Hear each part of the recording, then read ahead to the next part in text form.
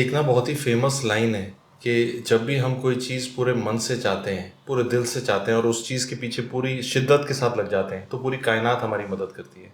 और अपने आप हमारे लिए कोई ना कोई एक ऐसा बंदा या कोई एक ऐसा इंसान हमारे पास आता जाता है जो हमारी मदद करता है। सुनने में तो कहानी जैसा लगता है, लेकिन आज जो मेरे पास गेस्ट हैं डॉक्टर तनुजा, उनकी ज़िंदगी कहानी कुछ ऐसी है। और जब मैं उनकी कहानी सुन रहा था तो मुझे लगा ये बात बतानी पड़ेगी, मुझे लगा ये बात और लोगों से भी शेयर करनी पड़ेगी, क्योंकि एक सर्कल है हमारे आसपास, एक सर्कल ऑफ गुड, एक सर्कल ऑफ काइंडनेस, जिसको हम मिस कर रहे होते हैं। और वो सर्कल हमें इतना सपोर्ट कर रहा होता है कि हम जो चाहते हैं वो हो सकता है। मैं आज डॉक्टर तनुजा से बात करते हुए कोशिश करेंगे कि उनकी कहानी के माध्यम से आपके पास भी ये पॉजिटिविटी ला सकें। सो डॉक्टर तनुजा जोशी, सबसे पहले कैसा लग रहा है आपको आज इस पॉडकास्ट में? यस, बहुत अच्छा लगा। मुझे ये एक अच्छी अपॉर्चुनिटी लगी कि जो मैं जब छोटी थी और जो सर्कमस्टेंसेस में थी, वो सर्कमस्टेंसेस में आज जो कोई बंदा होगा, या तो लड़का लड़की जो भी है, और जो चाहते हैं कि कोई तो एक ड्रीम फॉलो करे या तो परस्यू करे। जैसे मेरे लिए गोल था कि मैं डॉक्टर बनूं, वो eight certain point of time in my life वो आया था। तो ऐसे काफ़ी बच्चे रहेंगे, तो उनके लिए यदि मेरी स्टोरी इंस्पिरेशन होती है और वो अपने ड्रीम फॉलो करने के लिए उसको थोड़ा भी उसमें फ़ायदा हो जाता है, तो मुझे ये अपना जो सेशन है उसको सक्सेस मिला, ऐसे मैं कह सकती हूँ। शुरू से शुरू करते हैं। जैसे आपने बताया कि आप जिस तरह के सर्कमस्टांसिस में थे शुरू में, तो ऐसा लगता था कि इम्पॉसिबल है, ऐसा लगता था कि कभी नहीं कर पाएंगे, और ऐसा लगता था, ऐसा उस समय सोच भी नहीं सकते थे। जो उस समय की जो तनुजा होगी वो सोच भी नहीं सकती थी कि आज की डॉक्टर तनुजा जोशी, जो कि एक अच्छा खासा काम कर रही है अपने फील्ड के अंदर, वैसे बन पाती। तो वहाँ से शुरुआत करते हैं। यस, तो शुरुआत में ऐसे कर सकती हूँ कि मेरे फादर वो एक अच्छे फैमिली से थे, फाइनेंशियल स्टेटस भी बहुत अच्छा था, लेकिन at certain point of time in my father's life he had some obstacles. Business में थोड़ा लॉस वगैरह हो गया, तो उसके वजह से उनके पास जो भी वेल्थ थी that he has to give away just to compensate that loss which has happened. तो उसकी वजह से उनको, मतलब I can say they are poor only. और मुझे वी आर 7 सिबलिंग्स। तो इतने सारे, आप कौन से नंबर पर थे? I am the youngest one. I am having 5 sisters, 1 brother and my self. तो आप जब दुनिया में आए उस समय पे फादर का स्टेटस कैसा था? It was hard only, I can say. He was meeting his ends, like regular उनका जो वर्किंग आवर्स थे, he was working with Jyoti limited. उनका इंग्लिश मैथ्स अच्छा था, he was also hard working, sincere, honesty, ये virtues उनके काफ़ी अच्छे थे। वेरी डिसिप्लिन लाइफ था। तो उसके अलावा, like before going to the working place and after, he used to take tuitions English और मैथ्स के, जो इंग्लिश मीडियम के बच्चे रहते थे उनके लिए। तो वो सब है। फिर मेरी मदर थी, तो उनको टेलरिंग का स्किल अच्छा था। फिर छोटे मोटे बिजनेसेस, जैसे कि घर पे ही सोप बनाते थे and we used to sell it. Even मैं भी उनको कभी कभी ज्वाइन हो जाती थी कि चलो बना दिए। वो बनाते वक्त भी, या तो उसका पैकिंग है वो सब करते वक्त। फिर टेलरिंग का उसको शौक था, तो किसी किसी के कुछ लाइक बच्चों के गारमेंट्स करना वगैरह, ऐसे सब वो करती थी, तो वो साइड इनकम हो जाता। फिर जैसे मेरे सिबलिंग्स भी बड़े हुए, पढ़ाई किया, बड़ी सिस्टर, एवरीबडी, क्योंकि एजुकेशन ही करना है, ये मेरे फादर का और मदर का वो गोल था कि बच्चों को पढ़ाना है। तो उस समय अगर मैं आपसे पूछूं कि जब हम पहली बात हम शुरुआत में आए और फादर आपके इस दुनिया में आने से पहले ही वॉज वेल ऑफ, उसके बाद उनका एक बिजनेस सेट ऑफ हुआ, और बिजनेस के सेटबैक के कारण जो भी था उनका सब एक बार के लिए तो सब लॉस हो गया। And when you came into the picture you had a tough life. लेकिन अपने आप से ही आपकी मदर ने, जो मैं बोलूँगा आपकी ज़िंदगी की अगर हम एंजल नंबर 1 माने उन्हें, उन्होंने अपने आप से एक, मतलब फादर को सपोर्ट करने के लिए या बच्चों के सपनों को पूरा करने के लिए अपने आप से जद्दोजहद शुरू कर दी, चाहे वो टेलरिंग थी, चाहे वो साबुन बनाना था। तो क्या सबकॉन्शियसली, उस समय आप बहुत छोटे होंगे, सबकॉन्शियसली, मतलब किसी ने आपको कहा नहीं, लेकिन आप भी साथ में जुट गए? यस। तो क्या आपको लगता है कि आपकी ज़िंदगी में जहाँ आप पहुँचे, यहाँ सबसे पहले इस मुकाम में आपकी मदर का योगदान है? हाँ, मम्मी ने वो तो वर्चूज डाले हैं कि मेहनत करनी चाहिए, मेहनत से हम जो चाहे वो, बिना कहे, अपने एक्शंस के साथ, अपने एक्शन से आपको दिखाया ये बात कि ये हम कर सकते हैं। और always she has motivated us to think high, और कष्ट के बिना तो कुछ मिलता नहीं है, तो वो एक वर्चू उसके पास अच्छा था, और वो उन्होंने हर सिबलिंग्स को वो दिया है। जब आप पढ़ रहे थे स्कूल में तो आप एक ज़्यादा होशियार बच्चे थे, कैसा आपका स्कूलिंग था? ये स्कूलिंग में आई वॉज ऑलवेज एकेडमिकली बहुत अच्छी स्टूडेंट रही हूँ, और टर्निंग पॉइंट अगेन यहाँ पे मैं बोल सकूँगी कि 9th and 10th में when I got my school change, like I have studied in government के जो प्राइमरी स्कूल्स रहते उसमें ही मैं पढ़ी थी, और तो वहाँ से फिर वहाँ तक 7th तक का ही वहाँ पे एजुकेशन था, फिर उसके लिए हमें उसके बाद प्राइवेट स्कूल्स जो रहती थी या ट्रस्ट के स्कूल से उसमें हमें जाना पड़ता था। तो बड़ौदा में एक महाराष्ट्रियन मतलब मराठी की एक जानी पहचानी स्कूल है, MC हाई स्कूल, तो वहाँ पे मैंने एडमिशन ले लिया। उसमें भी उसी वक्त ऐसा था कि मेरे सब फ्रेंड्स ने 7th स्टैंडर्ड के जो बच्चे थे उन्होंने एक अलग स्कूल में एडमिशन ले लिया था, तो मैं भी चाहती थी कि मैं वही स्कूल में जाऊँ, पर मदर सेड कि नहीं, हमें जहाँ लोग जाते हैं वहाँ नहीं है, हमें अगेंस्ट द फ्लो जाना है, you will not take admission in that school, and I took it in MC high school. तो वो एक थोड़ा सा वो रहा कि वो जो फ्रेंड्स थे वो अलग हो गए, और मैं यहाँ पे अपना और एक नया रास्ता देखती हूँ। वहाँ पे भी एक काटकर सर करके थी, वो उन्होंने थोड़ा सा लाइक उन्होंने ही मस्ट हैव सीन कि देयर इज समथिंग इन मी, तो वो बहुत प्रमोट करते थे, फेवर तो नहीं बोल सकते, पर he used to favour my virtue कि इसमें देखो ये करो, और अपने जो फैलेसीज है वो बिल्कुल पेन पॉइंट करते। He was also very strict teacher. आप क्लास 8 में थे उस समय? क्लास 8 में थे। तो अगर मैं बोलूँ कि ये जो आपकी ज़िंदगी एंजल नंबर 2 थे, वो ये क्लास 8 वाले टीचर थे जिन्होंने आपको तराशा, मतलब आप होशियार थे, आप पढ़ने में मेहनत कर रहे थे, आप ऑनेस्ट थे, और परिवार में हार्डशिप देखी थी आपने, आपको पता था कि क्या मुझे करना है। और कभी कभी जब हम साधारण परिवार से होते हैं हम बड़े सपने देखने से भी डरते हैं, तो उस समय आपको एक दूसरा एंजल मिला जिसने आपको रास्ता दिखाया, ये आपके टीचर थे। यस। क्या उनकी बातों से आपके अंदर विश्वास आया कि मैं बड़ा एम कर सकती हूँ, मैं डॉक्टर भी बन सकती हूँ, ऐसा है? पक्का। वो बहुत ही अच्छे थे, और उनकी आदत थी, वो मराठी थे पर उनको हिंदी में बातों करने की आदत थी, और काफ़ी जो अच्छे स्टूडेंट्स थे उनके पीछे वो ऑनेस्टली और सिंसियरली काफ़ी स्ट्रिक्ट हिसाब से वो बताया करते थे। और इसी दौरान 9th स्टैंडर्ड में भी मैं खेलने कूदने का वो एज रहता है, पढ़ाई अच्छी तो लगती थी पर खेलने कूदने का भी वो एज रहता था, तो हम ग्राउंड में जाते थे, वहाँ पे गुजरात क्रीड़ा मंडल करके था, तो वहाँ पे ये लेले सर थे, he was main over there, तो वो ट्यूशंस भी लेते थे, तो ही इनवाइटेड मी कि उनको पता चला कि अच्छी लड़की है तो आया करो, और मैंने सर को बोला था कि सर मैं आपकी ट्यूशन फीस बराबर टाइम पे नहीं दे पाएंगे, तो उन्होंने बोला बिल्कुल चिंता मत कर, तो आया कर। तो मेरी एक फ्रेंड थी हर्षा करके, तो शी ऑल्सो प्रमोटेड मी कि नहीं चल तनुजा मैं भी जाती हूँ, तू भी आया कर, but he never has asked about his tuition. मुझे ही लगता था कि लाइक छोटी थी, सर को कैसे लगता होगा मैं पे नहीं कर रही हूँ ट्यूशन फीस वगैरह, तो मैं बताने जाती थी कि सर मैं नेक्स्ट मंथ में दूंगी, तो मुझे बोलेंगे मैंने कभी तुझे पूछा है, तू आया कर, वो टेंशन मत ले। तो इतने अच्छे थे, मतलब उनका वही एम था, तो मैथ्स एंड ऑल साइंस के प्रति थोड़ा लगाव उनकी वजह से हो गया।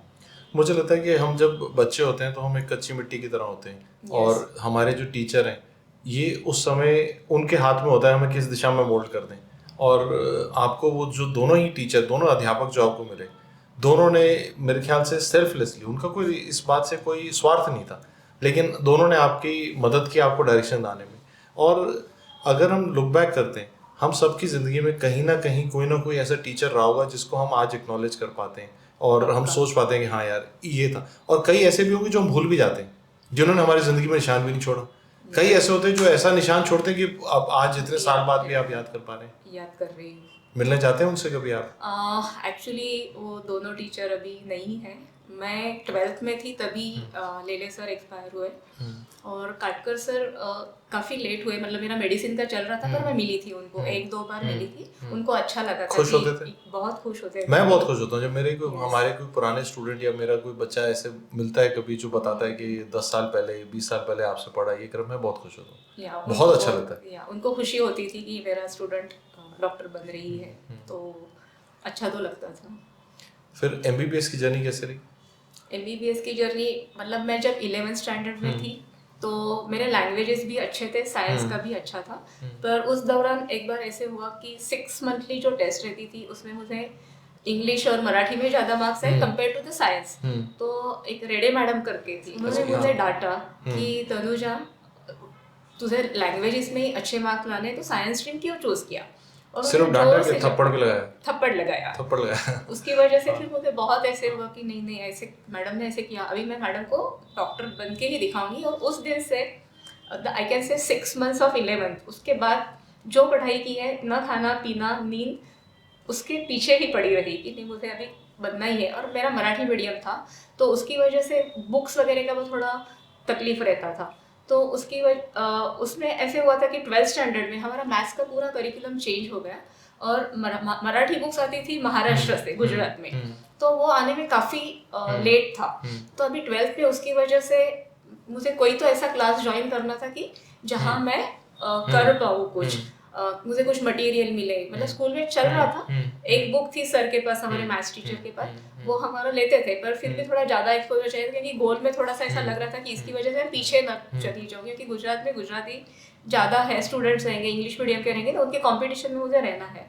तो वहाँ पे कुछ क्लासेस थे साइंस के, तो वहाँ जाके मेरी सिस्टर मिली कि मेरे बहन है और हमारी फाइनेंशियल सिचुएशन अच्छी नहीं है, हम कुछ अभी पहले एडवांस दे देते हैं, क्योंकि वहाँ पे तब ऐसा था कि एक साथ फीस भरनी है। पर उन्होंने ठीक है बोला। फिर बाद में वो जो बीच के वापस जो फर्स्ट इंस्टॉलमेंट थे ना, तो उसमें भी थोड़ी दिक्कत आ रही थी पे करने के लिए। तो मुझे फिर उस एज में ऐसे लगा कि अरे अभी मुझे पूछे कि क्लास में जाऊंगी तो मुझे वो क्लर्क रहते हैं कि कब दे रहे हैं वगैरह। तो माय सिस्टर सेड कि नहीं मैं आती हूँ, मिल लेती हूँ। फिर उसने जो सर थे directly who was owning the class, उनसे मुलाकात की। Then he came to know कि मेरे पापा उनके बेटे को मैथ्स के ट्यूशन लेने आते थे। फिर जैसे ही वो पता चला तो ही वेव्ड ऑफ, अरे तू रमाकांत पालकर की बेटी है। हमारी और जिंदगी की तार कहाँ से कहाँ जुड़ी हुई है, और हम किसकी जिंदगी को कहाँ से, कब मतलब टच वो करते भी हैं वो पता ही नहीं चलता। वो भी तो हमें आश्चर्य हुआ। अगर मैं बोलूँ कि आपकी जिंदगी में जो अगले एंजल, एक तो आपकी टीचर की डांट आई, उसने आंखें खोली आपकी, एक ये वाले सर आए जिनके बच्चे को आपके पिताजी ने पढ़ाया था और हमें पता भी नहीं था, and we never know how we are connected. Yes. और ऐसा मेरे साथ भी कई बार होता है कि मुझे कोई मिलता है, वो कहता है कि सर आपने या आपके परिवार से हम यहाँ इस तरह से लिंक्ड है, पता भी नहीं होता। तो सर्कल ऑफ गुड है, एक इनविजिबल सर्कल ऑफ गुड है एक, जो हमें पता भी नहीं है। एंड मतलब आपके फादर के पैसे ना, उनके जो उनका जो काम था उसने आपकी वहाँ मदद कर दी, एंड ये आपकी जिंदगी अगले एंजल बन गए फिर। अगले एंजल बन गए, या तो उसकी वजह से साइंस का उस वक्त का जो ट्रेंड था उसके कनेक्शन में मैं आ गई, और उनका स्पेशल एक अटेंशन भी मिल गया कि नहीं ये बच्ची की तरफ ध्यान रखो।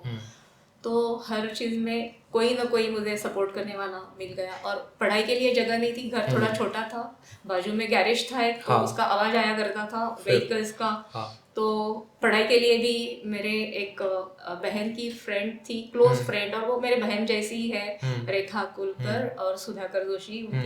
उन्होंने नया एक घर बनाया था नया, और दे वर येट टू शिफ्ट, तो दे हैव गिवन मी कि यहाँ आ जाओ पढ़ाई करो। तो 11th में वो भी मुझे उसका भी एडवांटेज मिला, और वही मैं पढ़ाई करी। और उन्होंने शिफ्टिंग के बाद भी बोला कि हम आ गए, इसका मतलब ये नहीं कि यहाँ पढ़ना नहीं है, इधर आया करो। और ऐसे करके अपने आप ही आ गए, selfless.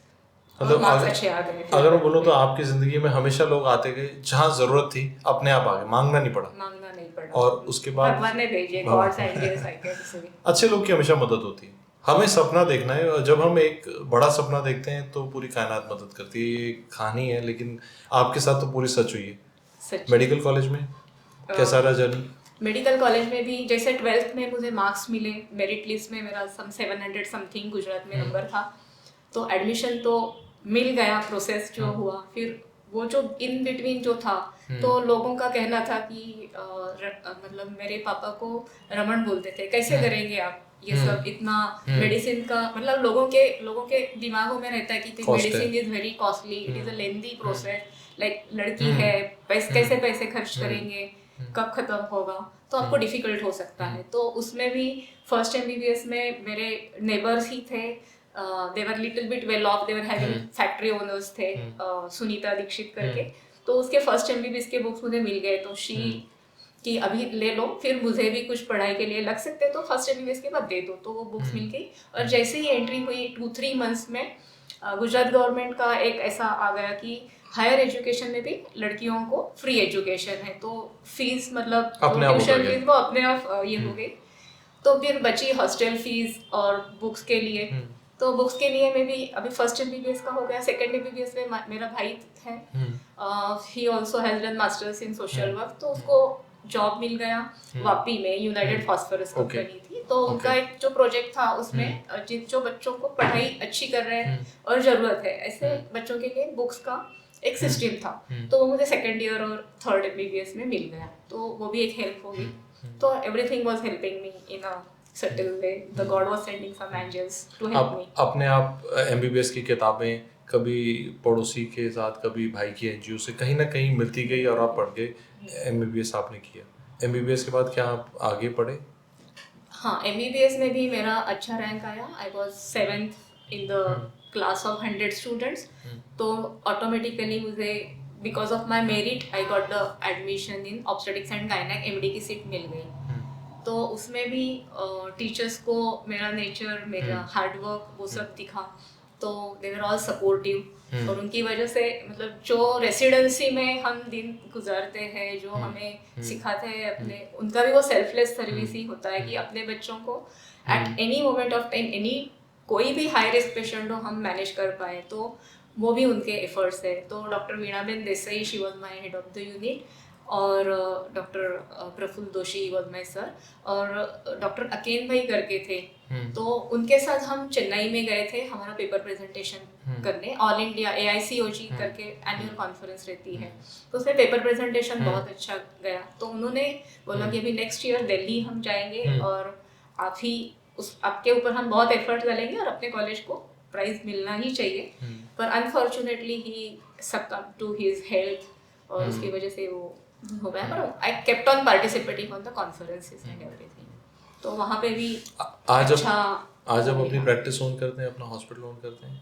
Yes, I am a medical director of Srinivas hospital which is 20 bedded, और अच्छा खासा नाम है। आज आपके बच्चे भी डॉक्टर हैं? यस, दोनों ने MBBS किया है, और फाइनल MBBS पे आपके क्लासेस का तब वो कोविड का टाइम था, इसलिए वो फिजिकली नहीं जा पाए, पर उन्होंने ऑनलाइन आपका सब मटेरियल, मैं पुणे डैम्स में गई थी मिलने, पर इमीडिएटली 2-3 मंथ्स वो कोविड का हुआ और नहीं जा पाई वो। So they have completed the elder one, she has completed MBBS। छोटी वाली का इंटर्नशिप अभी जस्ट खत्म हो रहा है, तो देखेंगे आगे क्या प्लान्स करते हैं।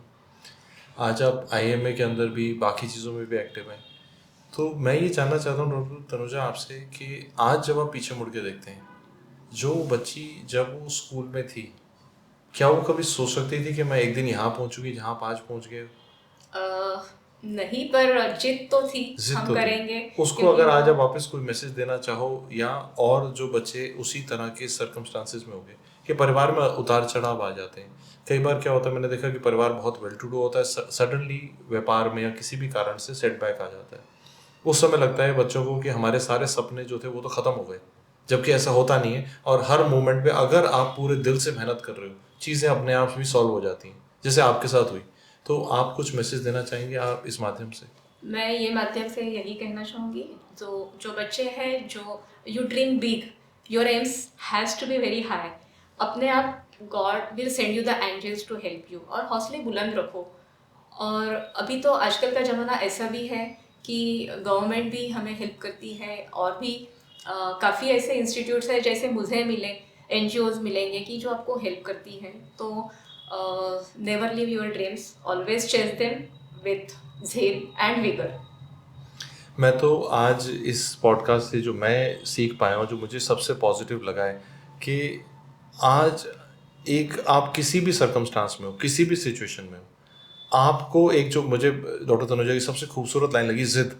आपको अपने अंदर की जिद रखनी है, अपने अंदर की ईमानदारी रखनी है। और मुझे उनकी पूरी कहानी में ऐसा कभी भी नहीं लगा कि वो कभी नकारात्मक या कभी नेगेटिव हुई हो। उनकी पूरी जर्नी में उन्होंने अपने आप को पॉजिटिव रखा, चाहे कुछ भी आ रहा था, कुछ हो रहा था, और उस पॉजिटिविटी, उस जिद के कारण कोई ना कोई और उस आग को देखता था और वो मदद कर देता था अपने आप, सेल्फलेसली। और जो हम कहते हैं कि दुनिया खराब है या लोग टॉक्सिक हैं, MBBS टॉक्सिक है, उस प्रकार की चीज़ें उनकी तरफ आई नहीं, उनकी तरफ पॉजिटिविटी आई। So we reflect what we are, and इससे मुझे लगता है कि एक आज हम सब एक पॉजिटिव मैसेज ले सकते हैं कि आप जहाँ पे भी हैं, आप जो भी कर रहे हैं, जो भी सर्कमस्टांस है, आप बड़ा कुछ कर सकते हैं, बस जिद चाहिए अपने अंदर।